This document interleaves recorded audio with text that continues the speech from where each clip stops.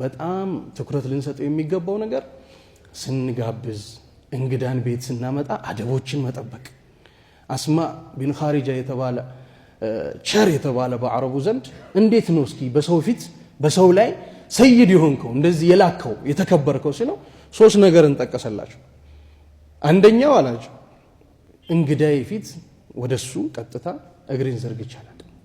አደብ አይደለም እንግዳ አምጥታ አንዳንዱ ማሻአላህ አላህ ሪዝቁን የከፈተለትና ባለ ሀብት ስለሆነ የመጣው አካል ደግሞ ትንሽ ከሱ በታች ስለሆነ አጉል አይነት።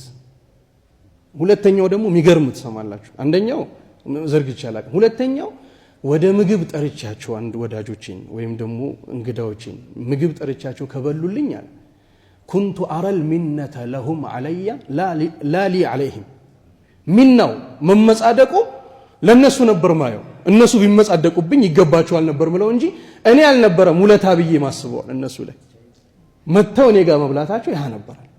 ሶስተኛ ደግሞ አንዱ መጥቶ ሐጃ ጠይቆኝ ለሆነ ሐጃ የሆነ ነገር ሰጥቼው ያን ነገርን አብዝቼበት ይበዛበታል ወይም ትልቅ ነገር አደረኩለት ብዬ አይቻላቅ መጥቶ ጠይቆኝ እሱ እኮ ያወጣው ዋጋ ከባድ እኮ ነው والله አንዳንድ ቸሮች እንደዚህ ይሉ ነበር መጥቶ ጠይቆ ብዙ ነገር ሰጥቶት አረ ብዙ ነው ይሄ ነገር ሲል አንተ ያወጣው እኮ ክፍያ ከባድ ነው ከዛ በላይ ነው የፊትህን ክብር መተመጠየቅ ይሄ ውድ ነገር እኮ ተቸግሮ ወንድ ልጅ መጥቶ መጠየቁ ይሄ ከባድ ነገር ነው ያን ነገር እኮ ነው ያወጣው የከፈልከው እና እኔ የምሰጥ ነገር ምንም ዋጋ ያለው ነገር አይደለም ከዛ አንፃር ይሄም አስማ ቢን ኻሪጃ ይሄን ይል ነበር እንደዛ መጥቶ ኢስቲክታር አድርጌው አላቅም ያን ነገርን በዛበት በትልቅ ነገር አደረኩለት ብዬ አይቻላል።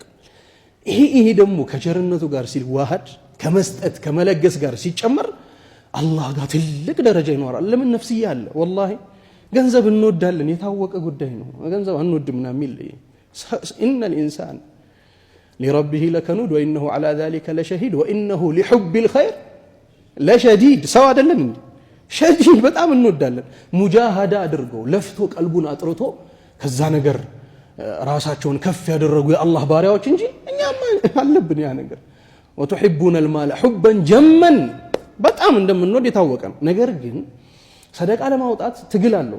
ሰይድ ኢማም አህመድ የዘገቡት ሐዲስ ላይ ما ينفق احد شيئا ብለዋል። አንድም ሰው አንድ ነገርን አያወጣም ከሰባ حتى يفك بها من لحيي 70 شيطانا ከሰባ ሸይጣን መንጋጋ ስር አውልቆ እስከሚያወጣ ድረስ እንደዛ እስከሚያደርግ ድረስ ነው የሚታገለው ለመስጠትም ለምን። ነገር ግን ያን ችሎ መስጠቱን መለገሱን እነዚህ አኽላቆች ተሳትፈውበት ተካተውበት በእንደዚህ አይነት መልኩ ሲሆን አላህ ጋር ያ ትልቅ ደረጃ ያለውና ያ ሰው ራሱን የተቋቋመ ነፍስያውን የያዘ ለአላህ ብሎ የሚወደውን ነገርን ያወጣ ከሚወደው ነገር ያወጣ ይሆናል ማለት ነው።